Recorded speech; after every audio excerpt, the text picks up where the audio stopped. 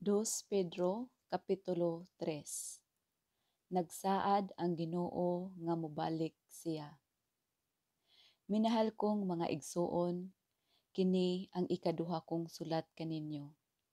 Sa una kong sulat ug niining sulata, gipaningkamutan ko ang pagpukaw sa inyong mga maayong hunahuna, pinaagi sa pagpahinumdom kaninyo niining mga butanga. Buot ko nga inyong hinumduman ang gisulti sa mga balaang propeta kaniadto ug ang sugo sa Ginoo ug manluluwas nga gihatag kaninyo pinaagi sa inyong mga apostoles. Una sa tanan, angay ninyong hibaluan nga sa katapusang mga adlaw may mga tawo nga manungha kansang mga kinabuhi gigamhan sa ilang kailibgon. Magbugal-bugal sila kaninyo sa pag-ingon. Dili ba misaad man siya nga mobalik? Hain naman siya. Nangamatay na lang ang among mga ginikanan apan mao gihapon ang kahimtang sa kalibutan sukad pa sa pagbuhat niini. Gituyo nila ang dili pagtagad niining maong kamatuoran. Nga kaniadto gibuhat sa Dios ang langit ug ang yuta pinaagi sa iyang pulong. Ang kalibutan gibuhat gikan sa tubig ug pinaagi sa tubig. Ug pinaagi usab sa tubig sa lunop ang unang kalibutan gilaglag.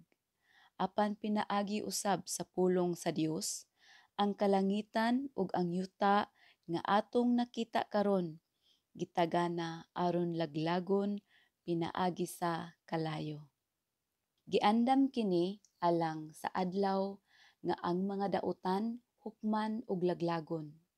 Apan mga hinigugma, ayaw ninyo hikalimti nga sa Ginoo ang usa ka adlaw sama sa isa ka tuig ug ang isa ka tuig sama lamang sa usa ka adlaw. Ang Ginoo dili maglangan pagtuman sa iyang gisaad sumala sa gihuna-huna sa uban. Apan siya nagpailob kaninyo kay dili siya buot nga may usa nga malaglag kundili nga ang tanan maghinulsol ug mobiya sa ilang mga sala. Apan ang adlaw sa Ginoo moabot sama sa usa ka kawatan. Nianang adlawa ang kalangitan mahanaw uban sa kusog nga dinahunog ug ang mga butang musilaob ug maugdaw ug ang yuta mahanaw uban sa tanan nga anaa niini. Ug sanglit kining tanan laglagon man niining paagiha, unsa may angay ninyong buhaton. Kinahanglan nga magkinabuhi kamo nga balaan ug ihalad ang inyong kinabuhi ngadto sa Dios. Samtang maghulat kamo sa adlaw sa Dios nga ang mga langit mosilaob ug maugdaw ug ang mga butang mga tunaw tungod sa kainit. Apan nagpaabot kita sa gisaad sa Dios nga mao ang bag-ong kalangitan ug ang bag-ong yuta diin maghari ang katarong. Busa, mga hinigugma, samtang nagpaabot kamo ni anang adlawa, paningkamot kamo pag-ayo nga mahimo kamong putli ug dili masaway sa Dios ug may pakigdait kaniya. Ug isipa ang pagpailob sa atong Ginoo nga usa ka kahigayunan nga iyang gihatag aron maluwas kamo. Ang atong minahal nga igsuon nga si Pablo nagsulat usab kaninyo mahitungod niini. Ginamit ang kaalam nga gihatag sa Dios kaniya.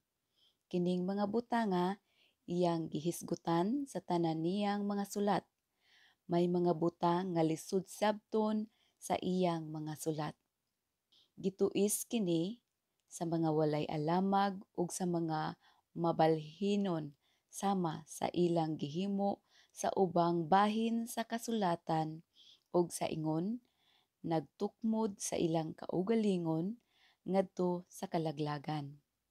Apan kamo, mga hinigugma, nasayod na niini.